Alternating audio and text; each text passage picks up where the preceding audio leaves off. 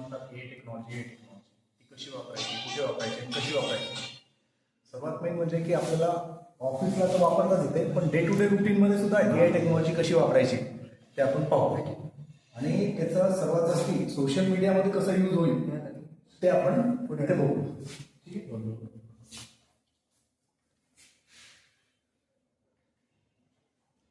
सर्वात पहिले की एआय टेक्नॉलॉजी काय आहे.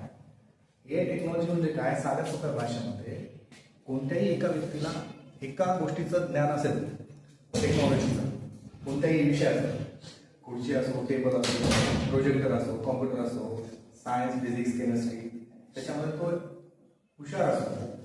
त्याला जर कोणता विषय विचारला, त्या विषयामधला कोणता एक सब्जेक्ट विचारला, तर त्याच्यावर ते पुस्तकामधलं आणि स्वतःची बुद्धी वापरून त्याच्यावर उत्तर देते. बरोबर. तसंच एआय टेक्नॉलॉजी पण काय आहे की त्याला जर आपण कोणता विषय विचारला तर तो स्वतःची बुद्धी वापरून सगळ्या गोष्टी म्हणजे वेबवर, म्हणजे इंटरनेटवर जिथे कुठेच त्या विषयाचं जर असेल त्या विषयाची पूर्ण माहिती घेऊन आपल्याला ती डिस्प्ले करते. आणि हे काही रोबोट वगैरे नाही, एआय टेक्नॉलॉजी ते पण एक वेबसाईट सारखंच आहे, वेबसाईट किंवा ॲपच आहे. जसं गुगल आहे. आधी जेव्हा गुगल आलं जेव्हा गुगल म्हणत होते तेव्हा गुगलमध्ये टाकली की सगळी माहिती भेटायची. तसंच एआय सुद्धा एक ॲपच आहे, पण वेगवेगळ्या प्रकारचे ॲप आहेत. म्हणजे कशाला काय करतात, काय नाही, कुठे वापरतात ते आपण बघू. आता हे कसं वापर करते, आपल्याला डे टू डे रुटीनमध्ये त्याचा आपल्याला काय फायदा होते आणि कसं आपला हा काम हलकं होते आणि पास होते. आपल्याला जनरल म्हणजे रोजच्या ऑफिस वर्कसाठी, ईमेल लिहिण्यासाठी, लेटर रायटिंगसाठी किंवा कोणतं मेल आलेला असते आपल्या साहेबांचं वगैरे तर त्याला रिप्लाय करण्यासाठी किंवा summary documents, daily communications, article किंवा टेक्स्ट, प्रोजेक्ट प्रपोजल, व्हॉट्सअपवर काही आलं असेल, एवढ्यापेक्षा याच्या व्यतिरिक्त आणखी काही जर गोष्टी करायच्या असतील त्या सुद्धा आपण एआय टेक्नॉलॉजीच्या माध्यमातून करू शकतो. ठीक आहे. आता सर्वात पहिले बेसिक, एआयला जायच्या आधी बेसिक हे गुगल ट्रान्सलेटर आहे. सगळ्यांनाच माहिती आहे गुगल ट्रान्सलेटर. 100 पेक्षा जास्त भाषांमध्ये आपण ट्रान्सलेट करू शकतो, पण आपल्याला ते पास हवं. आणि एवढंच नसून ते टेक्स्ट, व्हॉइस आणि सगळं जे आपण ट्रान्सलेट केलं ते कोणत्या भाषेमध्ये ते बोलून सुद्धा राहते, व्हॉइसमध्ये सुद्धा राहते. आता एक एक्झाम्पल म्हणून बघू आपण त्याचं. फक्त आपण काय करू, फास्टली टाईप करू. कधी सरांचा मेल आला असेल, काही पण एक साधं जनरल आपण जर कोणाला टाईप करायचं असेल, रिप्लाय करायचं असेल तर आपण काय करतो, thank you for email sir, I will let you know as early as possible. आता हे काय एवढं फास्ट पाठवून देतो, पण याचा अर्थ काय होतो, चुकीचा अर्थ होते, मला सर्वात उशिरा करायचं. बरोबर. पण ऍटलिस्ट आपण जेव्हा टाईप करतो की नाही, हे टाईप केलं तर गुगल ट्रान्सलेटमध्ये टाकलं ना तर आपल्याला कळतं की आपण काय लिहिलं ते मराठीमध्ये किंवा हिंदीमध्ये. जेव्हा ट्रान्सलेट करतो की नाही, आपण जेव्हा लिहितो काही पण 5 वाक्य, 10 वाक्य, 20 वाक्य, 30 वाक्य, तेव्हा एक ट्रान्सलेट केलं की आपल्याला कळते की काय आपलं चुकायलंय, कुठं चुकायलंय. ठीक आहे. आता फक्त एक अक्षराचा फरक आहे ह्या. ठीक आहे. तेवढ्या एका अक्षरामध्ये आपलं पूर्ण सगळं चुकीचं झालं. बरोबर. पण आपण जेव्हा टाकतो की नाही कुठे पण कोणताही कोर्स करतो, लिहितं, तर एकदा फक्त गुगल ट्रान्सलेटमध्ये टाकून जर बघितलं की आपण काय लिहिलेलं आहे ते बरोबर आहे की चुकीचं आहे ते 2 मिनिटात कळते. ते गुगल ट्रान्सलेटर आहे. याच्यामुळे काय होते की ह्याच्या फीचर्समुळे की ह्याला जे आपण चुकीचं वाक्य टाकलेलं असते ते त्यांना बरोबर कळते इंग्लिश, आणि आपल्याला कळते सुद्धा आपलं काय चुकलेलं आहे हे त्यांना बरोबर करून दिलं.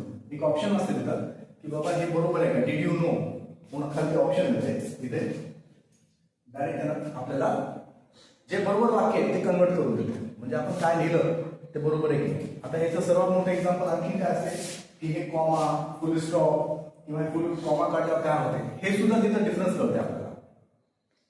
त्याच्यामुळे गुगल ट्रान्सलेटर हे सर्वात बेस्ट आहे की जेव्हा आपण कोणत्या गोष्टी टाईप करून पाठवतो, व्हॉट्सअपवर पाठवतो, ईमेलवर पाठवतो किंवा आणखी कुठं पाठवतो तर एकदा ट्रान्सलेटमध्ये टाकून चेक करून घ्या. ठीक आहे. आता दुसरं आहे, आता हेच वाक्य आहे बरं का. हे वाक्य काय की आपल्याला एक मेल आलेला आपल्या सिनियरचा, त्यांना रिप्लाय करायचं होतं की बाबा थँक्यू फॉर ईमेल आणि मी तुम्हाला लवकरात कळेल किंवा गाडीवर असल्यामुळे. ठीक आहे. किंवा बाहेर गाडी असल्यामुळे. बरोबर. पण आता हे छोटंसं वाक्य झालं, आपल्याला त्याला थोडं आणखीन चांगलं करायचं असेल, म्हणजे लिहिता वेळेस थोडं आणखीन म्हणजे स्टँडर्ड असतात काही गोष्टीचे, फ्लुएन्सी असते, स्टँडर्ड्स असतात, थोडं चांगलं वाक्य जर बनवायचं असेल, ठीक आहे, आपल्याला वेळ आहे तर त्याच्यासाठी काय न्यू हे पण क्विक बोर्ड म्हणून एक आहे. क्विक बोर्ड हे सेम असं आत दिसते. त्याच्यामध्ये काय की आता जे आपण लिहिलेलं थँक्यू फॉर युअर, आता ह्याच्यामध्ये थोडं आणखी स्टँडर्ड आणि फ्लुएन्सी चांगलं असणारं जर वाक्य पाहिजे असेल आपल्याला, हे वाक्य आहे ना आणखी चांगलं स्टँडर्ड दिसण्यासाठी फ्लुएन्सी असण्यासाठी क्विक बोर्ड यूज करायचा. हा इथे काय करायचं, सेम वाक्य टाका. ठीक आहे, इथं त्याचं ऍडव्हान्स त्याच्यापेक्षा हे जे दोन ऑप्शन आहेत स्टँडर्ड आणि फ्लुएन्सी, हे फ्लुएन्सी सिलेक्ट कर. Thank you for your email sir, I will let you know as soon as possible. म्हणजे त्यातल्या त्यात चांगलं कसं दिसेल आणखी समोरच्याला बाबा काहीतरी नवीन पाठवलं. ठीक आहे, आणि हे standard appreciate your mail sir आणि go back as soon as. म्हणजे त्याच्यापेक्षा ऍडव्हान्स मध्ये इकडे आणखी म्हणजे आपण जे पाठवतो की नाही ते 10वी 12वी झालेले ग्रॅज्युएशन झालेले मुलं, पण आपण जेव्हा ऑफिसमध्ये काम करतो तो प्रोफिशियन्सी यायला पाहिजे. म्हणजे जे वाक्य लिहितो थोडं तरी स्टँडर्ड वाटलं पाहिजे. तर त्यासाठी हे क्विक बोर्ड म्हणून आहे, हे पण चांगलं आहे. म्हणजे जेव्हा लिहितो आपण तर एक क्विक बोर्ड पण आपल्याला खूप महत्वाचं आहे. ठीक आहे, त्याच्यामध्ये आता ह्याच्यामध्ये आपल्याला स्वतःहून चेंज सुद्धा करता येते. एवढा हे वाक्य आहे ना बाबा हे नको मला, हे एवढे सुद्धा ऑप्शन दिलेले जे ट्रेडमार्क केलेले आहे appreciate you and get back to, हे सुद्धा आपण ऍप्लिकेशन त्याच्यामध्ये बदलू शकतो. म्हणजे वाक्य बदलू शकतो. ठीक आहे, जे वाक्य टाकले होते आपण हे थँक्यू फॉर युअर, हेच वाक्य आता थोडंसं फ्लुएन्सी किंवा स्टँडर्ड्स मध्ये पाठवलं थोडं आणखी आपल्या जे सिनियर्स असतात त्यांना थोडंसं आणखी चांगलं वाटते. ठीक आहे, आता हे झालं ऑफिशियल. हे पर्सनली सुद्धा आपल्याला खूप कामाचं आहे. जेव्हा आपण काही लिहितो कोणत्याही गोष्टी त्यावेळेस सुद्धा आपल्याला हे बाहेर किंवा कुठे बायोडेटा रेझ्युमे वगैरे बनवतो ना त्यावेळेस सुद्धा हे कामाला येते. आपल्याला फ्रेजेस वगैरे सुद्धा चेंज करता येतात. इथपर्यंत आलं का लक्षात? म्हणजे टाईप केलेलं त्याचं ट्रान्सलेट त्याचं स्टँडर्ड फ्लुएन्सी वगैरे आलं. आता इथून सुरुवात होते हे जे लिहिलेलं आहे. आता आपल्याला एक मेल लिहायचं असेल किंवा एक पत्र लिहायचं असेल किंवा एक कार्यक्रमाचं समजा आपल्याला 3 दिवसाची सुट्टी आहे, आपल्याला 3 दिवसाच्या सुट्टीसाठी बाहेर कुठं जायचं असेल तर आपल्याला प्लॅन बनवायचा असेल तर आपण काय करतो, कागद पेन घेतो आणि त्याच्यावर लिहितो इथून इथपर्यंत जायचं तिथून तिथपर्यंत जायचं. तर आता ChatGPT म्हणजे AI टूल्स आहेत, आर्टिफिशियल इंटेलिजन्स टूल्स आहेत. हे टूल्स वेगवेगळे ChatGPT, Copilot, Google Gemini, Perplexity हे सगळे टूल्स आहेत. म्हणजे ह्याच्यावर तुम्ही जितकी माहिती देसाल ती सर्व ऍडव्हान्स मध्ये तुम्हाला सगळी कंपाईल करून देईल. ते प्रॅक्टिकली बघूत आपण कशी करायची. हे ChatGPT हे लॉग इन आहे, लॉग इन केल्यावर पेज आहे, हे लॉग इन दिसते. सगळ्यांचं सारखंच आहे. जेमिनी घ्या, ChatGPT घ्या, Copilot घ्या, कोणतेही ऍप घ्या, असे वेगवेगळ्या कंपनीचे ऍप आहेत ते AI वर काम करतात. तर सगळ्यांचं लॉग इन असंच आहे, सेम दिसते. लॉग इन केल्यावर जीमेलला लॉग इन करावं लागते. इथं प्रॉम्प्ट दिसते, इथं तुम्हाला ते प्रॉम्प्ट टाकावं लागतं.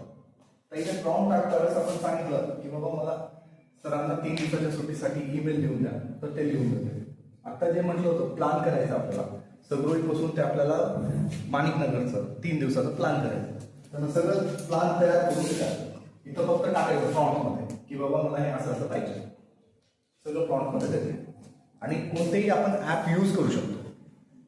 ठीक आहे, आता हे सगळं दाखवण्याचा उद्देश काय माहिती आहे का, हे बेसिक गोष्टी आपल्याला जेव्हा सोशल मीडियावर पोस्ट करायची त्यावेळेस हे सगळं काही लागणार आहे म्हणून हे बेसिक गोष्टी. ठीक आहे, दुसरी गोष्ट ChatGPT इथे ह्या वेगवेगळ्या गोष्टी आहेत, तिथं करून बघितलं. ठीक आहे, प्रॅक्टिकल. आता हे जेमिनीच आहे, वरचं जे होतं हे ChatGPTच आहे फ्रॉम हे जेमिनी.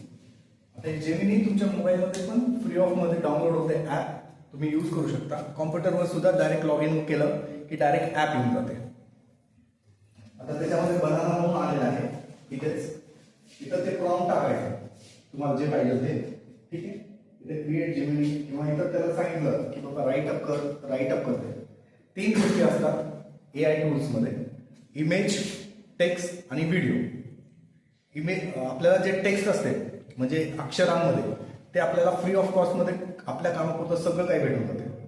इमेज असतात, इमेज एक लिमिट पर्यंत आपल्याला 5, 2, 4 किंवा 10 या महिन्यामध्ये जनरेट करू शकतो.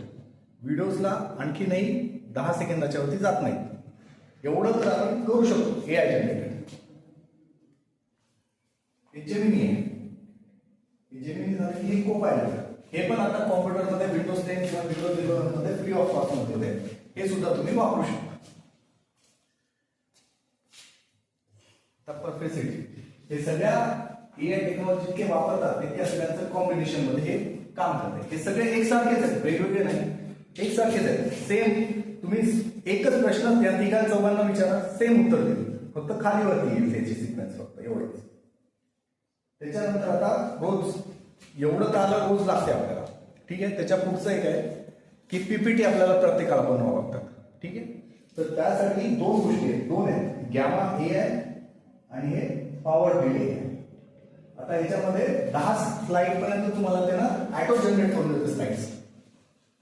म्हणजे वर्ड फाईल असेल, पीपीटी फाईल्स असेल, तुम्ही तयार केलेलं असेल. सर आता जे सिनियर्स असतात त्यांची पीपीटीचं प्रेझेंटेशन केलेलं असते, पण त्याला आणखीन चांगलं कसं बनवायचं, तर गॅमा आणि पॉवर ड्रिल. आता हे गॅमा आपण यूज करतो. ह्याच्यामध्ये आणखीन एक प्लस पॉईंट काय आहे की जेव्हा आपण पूर्ण पीपीटी तयार केलेली असते आणि तिथं अपलोड केली, तर त्यांना पूर्ण कंटेंट सुद्धा ऍडिशनल करून देते आपल्याला त्यात. आणि त्याच्यामध्ये सर्वात प्लस पॉईंट म्हणजे सर फोटो सुद्धा देते, त्या रिलेव्हंटचे फोटोज देते आपल्याला. हे जे फोटो आहेत ना त्यानंतर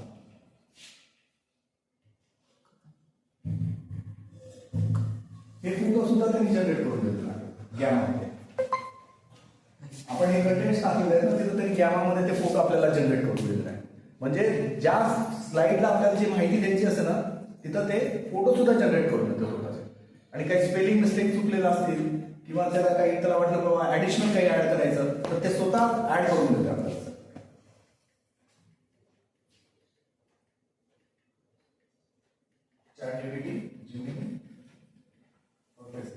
प्रेझेंटेशन. ठीक आहे. इथपर्यंत क्लिअर, बेसिक गोष्ट क्लिअर झाली.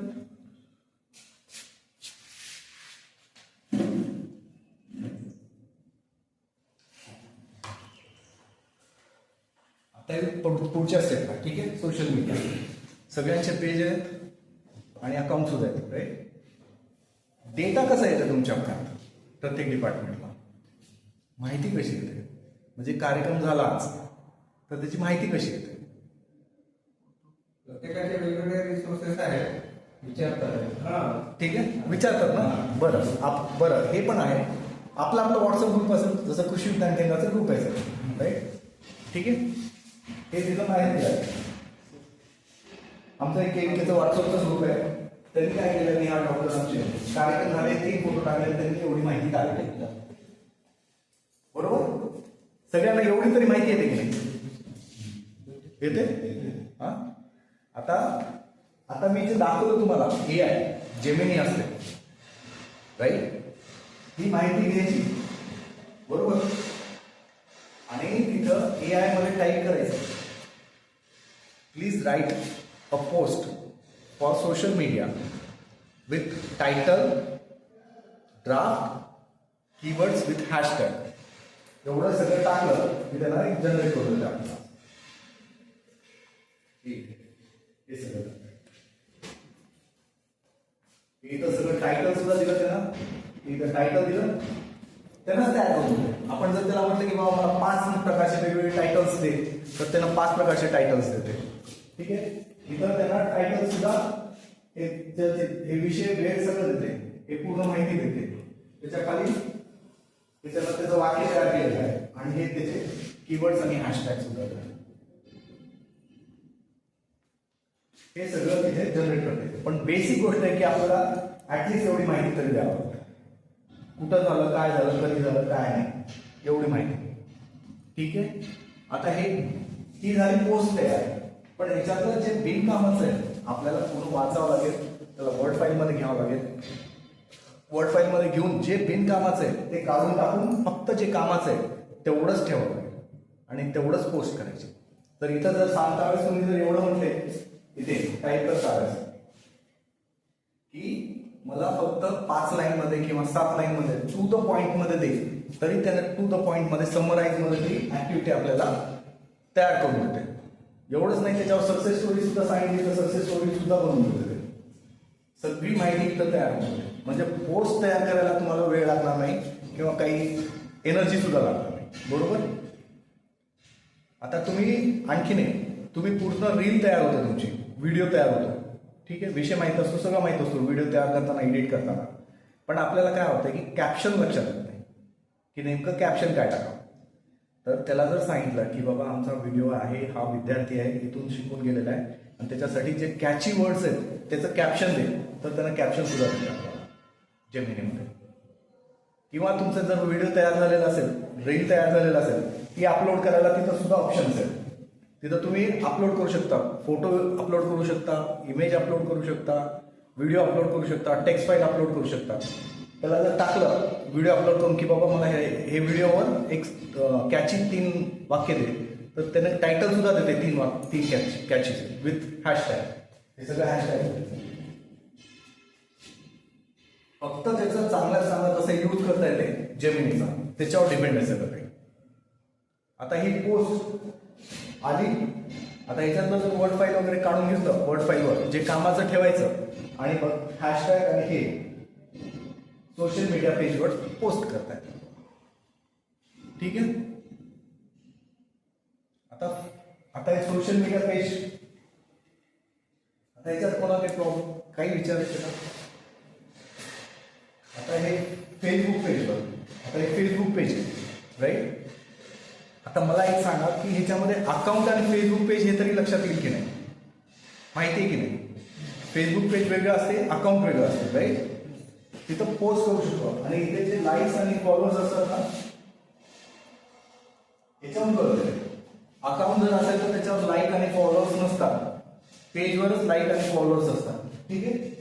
त्याच्यावर आपण डेली पोस्ट, रील्स, टेम्पलेट्स, आता हे मी कृषी विज्ञान केंद्राचं शेअर करतोय, आपण आपल्या लेवलला करू शकतो. सेम तयार. तर फेसबुकचं पेज आहे आपलं, हे इंस्टाग्रामचं आहे, त्याच्यावर आपण सेम ऍक्टिव्हिटी टाकतो. आणि युट्यूब चॅनल, हे लिंक्डइन पेज. ठीक आहे. तर 2 गोष्टी राहिल्या. हे सोशल मीडियाचं आलं लक्षात.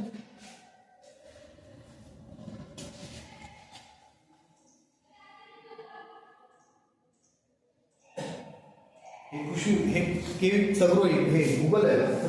ठीक आहे. आता हे गुगलमध्ये केव्हीके सगरोई, सगरोई जरी टाकलं,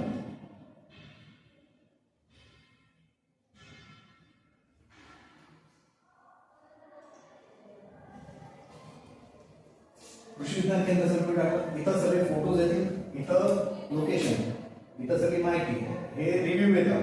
ठीक आहे. हे डायरेक्शन, हे डिटेल्स आणि खाली आहे जे हे कृषी विज्ञान केंद्रामध्ये जे प्रोडक्ट्स अवेलेबल आहेत विकण्यासाठी, त्या प्रोडक्टची माहिती इथे असेल. ठीक आहे. हे डायरेक्ट मेन पेज आहे गुगलचं, हे डायरेक्ट प्रोडक्ट्स आहे,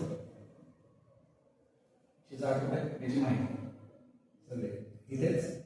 आणि जी आता तुम्हाला जी पोस्ट दाखवली मी, ठीक आहे, फेसबुकवर टाकली, इन्स्टावर टाकली, लिंक्डइनवर टाकली आणि इथे पण टाकली. इथे डेली ऍक्टिव्हिटी, इथे ही कालची पोस्ट, 1 डे, जे कार्यक्रम झाला त्याची माहिती, हे त्याची माहिती, हे फोटोज, सेम पोस्ट गुगलवर सुद्धा आहे. म्हणजे त्यांना इथपर्यंत द्यायची गरज नाही की सोशल मीडियापर्यंत, त्यांना डायरेक्ट गुगलवर सुद्धा आपले सगळे पोस्ट वगैरे सगळे इथंच दिसतील त्यांना. ठीक आहे. इथेच खाली आपले सोशल मीडिया प्रोफाईल सुद्धा आहे. म्हणजे उद्या आपल्याला सगळ्या शाळेतला जेव्हा आपल्याला ऍडमिशन वगैरे प्रोसेस करायची असेल तर इथे प्रोडक्टमध्ये आपण आपली ऍडमिशनची प्रोसेस सुद्धा टाकू शकतो, माहिती देऊ शकतो आणि आपल्या सगळ्यांचं बिझनेस अकाउंट इथे तयार झालं पाहिजे की ही सगळी माहिती आपली तिथं पोच झाली पाहिजे. का?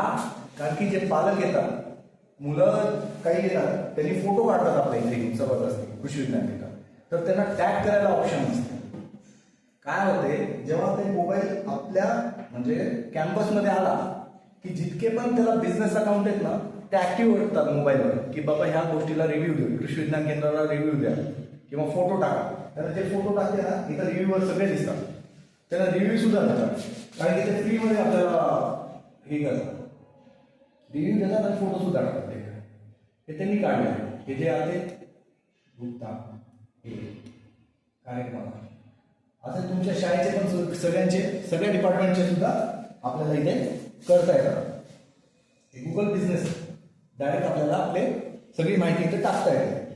ठीक आहे, एक गोष्ट. आणि हे युट्यूब चॅनल आहे कृषी विज्ञान केंद्र, बरोबर. आता हे युट्यूब चॅनलवर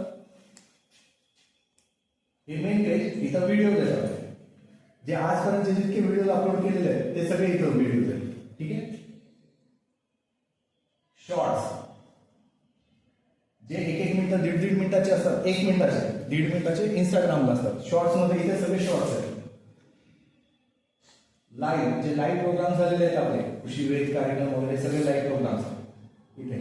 पॉडकास्ट सुद्धा आपले तयार केलेले हे सुद्धा इथंच आहे. पॉडकास्ट म्हणजे काय, व्हिडिओ 4 ते 5 मिनिटाचं पॉडकास्ट आहे.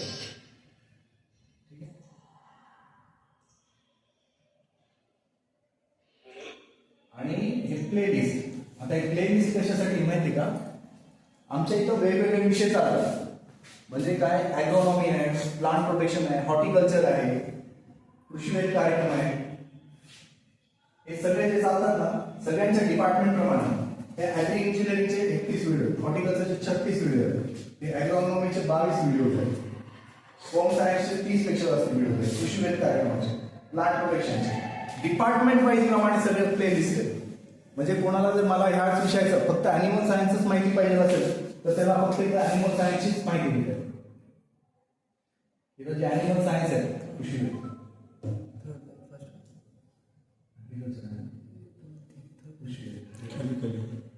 हे ॲनिमल सायन्स फक्त जनावरांना रिलेटेडच आपल्या ज्या कृषी विज्ञान केंद्रामध्ये जे चाललेले व्हिडिओ ते इथं येतात.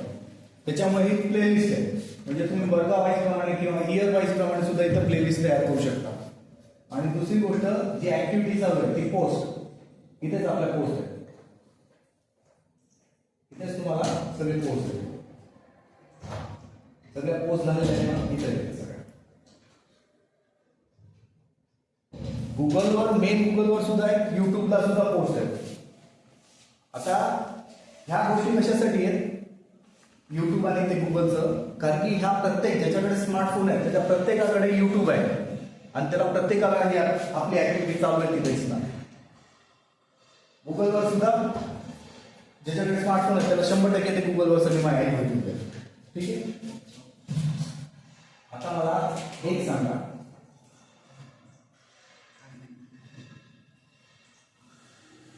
आतापर्यंत सोशल मीडिया झालं काही प्रॉब्लेम आता सोशल मीडियाचा पोस्ट टाकता येते, पोस्ट तयार करता येते, कंटेंट क्रिएट करता येतात, कंटेंटला कीवर्ड्स आणि हॅशटॅग सुद्धा देता येते. ते पोस्ट आपल्याला सोशल मीडियावर करता येते, युट्यूब आणि गुगलला पण करता येते. आता सरांनी जे म्हटलं होतं न्यूज लेटर, ठीक आहे. आता जी पोस्ट तयार होते, ठीक आहे, रोजच्या रोज महिन्याला जेव्हा मागतात सर किंवा महिन्याला वर्षाला 6 महिन्याला तर आपल्याकडे तयार नसते किंवा फेसबुकवरून काढत बसायला शोधायला वेळ लागतो, बरोबर. तर हे काय, ही वेबसाईट आहे आणि हे काय, दोघांमधला मला डिफरन्स सांग.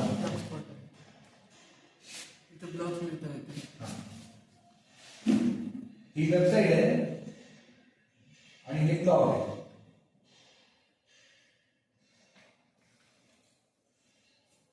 आता इथे जी ती टाकलेली ऍक्टिव्हिटी आहे ना, आता इथे 2022, 23, 24, 25 जानेवारी 25 नोव्हेंबर पर्यंतच्या ऍक्टिव्हिटी दिली.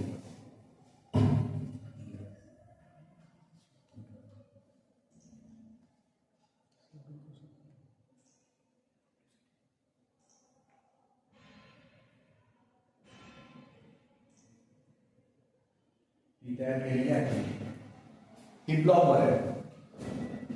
आता हे कधी पण तुम्हाला भेटू शकते. इयर मध्ये गेला महिन्या वाईज काम आहे ही सगळी ऍक्टिव्हिटी. कोणाला विचारायची गरज नाही, सांगायची गरज नाही, काहीच नाही. इयर वाईज प्रमाणे आणि हे ऑनलाईन कधी पण पाहू शकता तुम्ही ब्लॉग.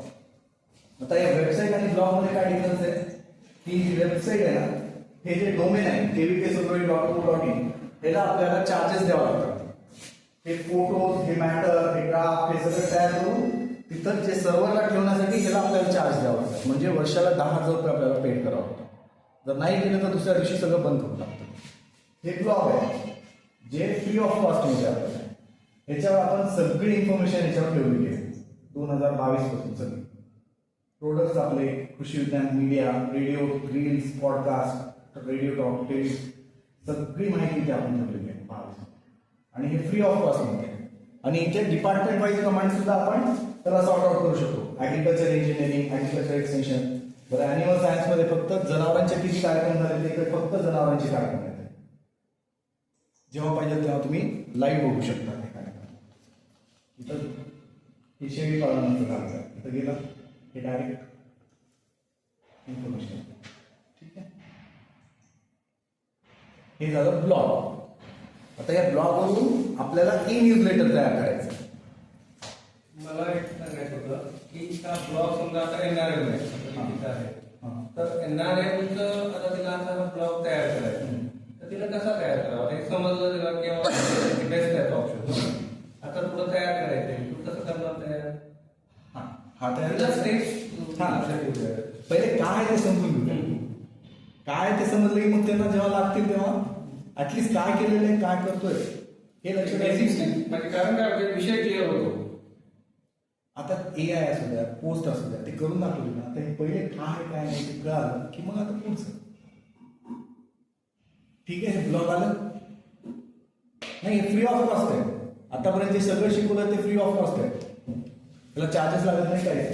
सर या बोला ब्लॉग मध्ये आपण एखादं म्हणजे ऍडमिशन फॉर्म आपण करू शकतो. म्हणजे कोणी त्या लिंकवर जाऊन ऍडमिशन फॉर्म फिल करू शकतो. इथं एक लिंक जर दिली ही पोस्ट तयार करून इथे हे रजिस्ट्रेशन आहे. आता कोणत्या शेतकऱ्याला आपल्या इथे येतात त्यांना जर ट्रेनिंग पाहिजे असेल हे फीडबॅक फॉर्म ई न्यूजलेटरसाठी SMS आता हे ट्रेनिंगसाठी शेतकऱ्याला इथे व्हॉट्सअप ग्रुप सुद्धा आहे. तर क्लिक केला ठीक आहे, नोंदणीसाठी आलं त्याचं नाव, ईमेल ID, नाव, कधीपर्यंत, किती एकर शेती, कशावर पाहिजे काय नाही ही सगळी माहिती जर भरला विषय. ठीक आहे, इथं पोस्टमध्ये सुद्धा टाकू शकतो की यावर्षी फर्दर ॲडमिशन घ्यायची. ऍडमिशनच्या वेळेस जे ऑप्शन मिळेल लिंक ते पण एक आहे. पण जेव्हा मंथली ऍक्टिव्हिटी भरतो की नाही आपण त्यावर सुद्धा ती कामाला आहे. महिन्याच्या महिन्यात जर ऍक्टिव्हिटी इथं टाकत गेली ती पोस्ट इथं म्हणजे ब्लॉगवर तयार झाली की इयर वाईज तुमचं तयार होत जातं. म्हणजे तुम्हाला कुठे जायची गरज नाही. इथं इयर वाईज आहे मीडिया. 25 मध्ये जानेवारी, फेब्रुवारी, मार्च, एप्रिल, ऑक्टोबर, नोव्हेंबर, डिसेंबर सगळ्या ऍक्टिव्हिटी इथं सगळं. कोणाला मागायची बोलायची गरज नाही. तंत्रज्ञान महोत्सव, कृषी वेध कार्यक्रम 19, 20, 21, 22, 23, 24, 25 सगळ्या ऍक्टिव्हिटीज आहेत तिथं. ह्या 23 मध्ये काय काय झालं हे महोत्सवातील शेतकऱ्यांचा अभिप्राय, महोत्सवातील धारकांचा अभिप्राय, पब्लिसिटी, हे न्यूज हे पहिल्या दिवशी 17 तारखेला कार्यक्रम, हे 17 तारखेचा एक कार्यक्रम.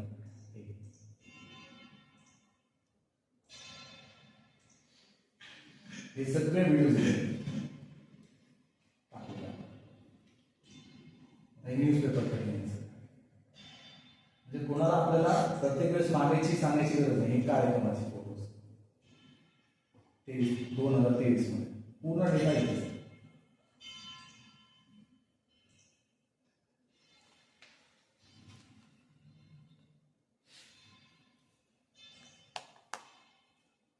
जसं रजिस्ट्रेशन, कृषी वेध कार्यक्रम, माहिती, प्रोजेक्ट जे चालू आहेत आपले, पब्लिकेशन, रिसर्च पेपर वगैरे सगळं काही टाकू शकतो.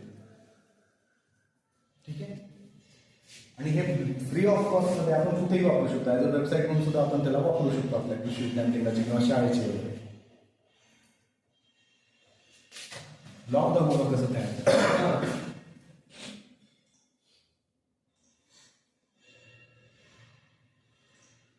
आपल्या सगळ्यांकडे तर जीमेल अकाउंट आहे. जीमेल अकाउंट आहे शाळेचं बरं का. एकच मेल ID ठेवा की त्याच्यावर सगळे सोशल मीडिया लॉग इन राहतील आणि फोन नंबर सुद्धा.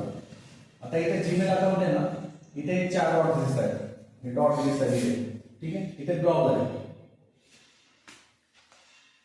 हे दिसलं इथे, इथे ब्लॉग. ब्लॉगवर क्लिक केलं इथे हे सगळे तयार होतात. हे तयार केलेले आहे. ठीक आहे. इथं ब्लॉग, इथं व्हिडिओचा एक ब्लॉग आहे माझा, इथं न्यू ब्लॉग तयार करतात. हे न्यू ब्लॉग तयार करतात. इथून न्यू ब्लॉग तयार केलं की असं पोस्ट येतात.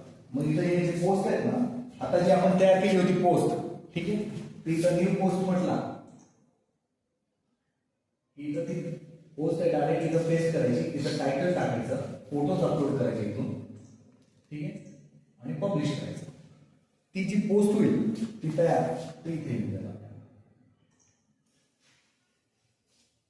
बॅकग्राऊंड फोटो ते सगळं चेंज होतं. इथं सेटिंग्स आहेत ना, इथे ब्लॉग आहेत ना, जेव्हा पब्लिश होतो आणि इथं सेटिंग्स आहेत, हे थीम्स आहेत वेगवेगळ्या, हे थीम्स आहेत, त्याच्यातली कोणती पाहिजे ती थीम सिलेक्ट करायची, ती थीम्स आपल्याला दिसेल.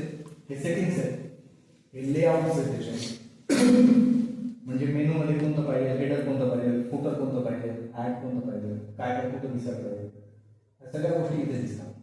हे सगळे सेटिंग्स आहेत. आणि पोस्ट तशीच तयार केलेली इथं पोस्ट करायची, आपण शेअर करू शकतो आणि इथून सुद्धा शेअर करू शकतो आपण त्याला. इथे पण आहे, इथे पण आपल्याला शेअर करायची असेल तर इथून सुद्धा शेअर करतो.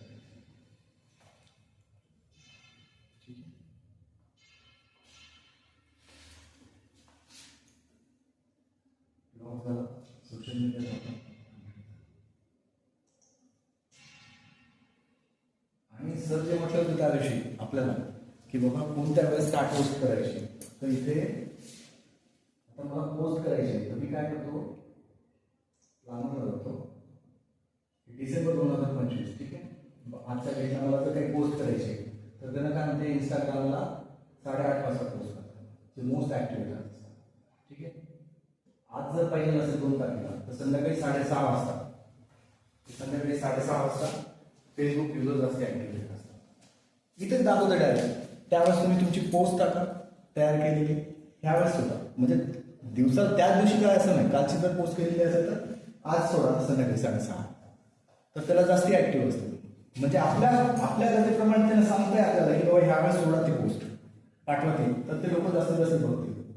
ठीक आहे. इथंच त्याला 8:30ला म्हणते. आता त्याला काय म्हणते, 7 तारखेला संध्याकाळी 6:30ला आणि 7 तारखेला संध्याकाळी 8:30ला तुम्ही पोस्ट टाका, तर तुम्हाला डायरेक्ट टाइम भेटते. तुम्हाला जायची गरज नाही, विचारायची गरज नाही. इथं इनस्लाइड्स पण आहे, तर तुम्हाला कळून जातं की कुठं कुठं काय काय आहे. तर हे प्लॅनरचा ऑप्शन आपल्या मेलमध्ये आहे.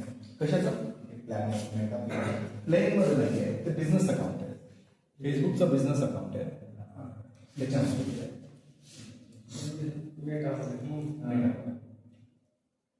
आणि इथं दिसते कोण कुठपर्यंत कुठं गेलेलं आहे, इनस्लाइड सगळं दिसते ओव्हरव्ह्यू मध्ये. पण ते सरांना 1 महिन्याचं जर पाहिजे असेल तेव्हा आपल्याला रिपोर्ट करून पाठवतात. मेटा बिझनेस म्हणून आहे.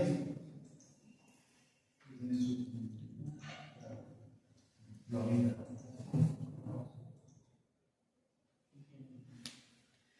ह्याच्यात काही राहिलं असेल, कोणाला शंका असेल तर विचारू शकता टेक्निकली.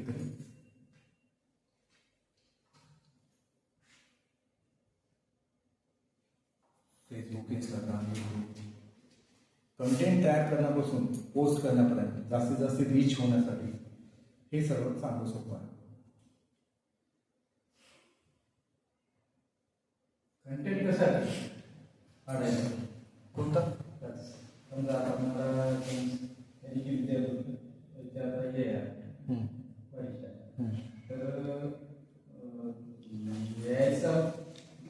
तुला तुझ्या म्हणजे मी 2 आता एक तुला जे पाहिजे नाही, तुला जे पाहिजे ना पाहिजे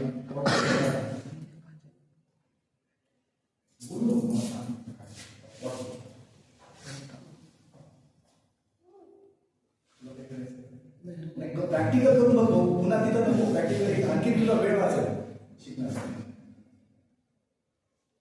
मराठी कशाला आपले मुद्दे आपण कसं बेसिक गोष्ट क्लिअर झाली ना, मग कुठेही वापरते माणूस ते.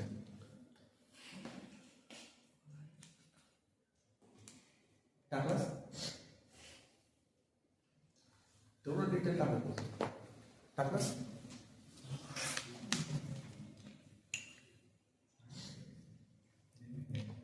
बोललं की टाईप करते की ते तेवढं कशाला. बोल ना भाऊ. ते आर्टिकल आहे त्याला काय सोशल मीडिया हां त्याला अपलोड करायचं. अपलोड केलं की फक्त आर्टिकल आपण पोस्ट कसं करतोय कंटेंट असतं ते घेत येत रिटर्न कंटेंट असतं ते इमेज नाही तर काय काय टाकलास. बेसिक असे दोन वेगवेगळे आहे. जर तो घेतला तर ते तुम्हाला 8 रुपये पर इयर पर मंथ ते आहे. त्याच्यामध्ये तुम्हाला कंटेंट एक वेगळ्या पद्धतीचा फोटोज वेगळे करून देतो तुम्हाला. पण बेसिक आहे तर ते फ्रीच आहे. अंकुश नेट गेलं. पोस्ट तुम्ही किती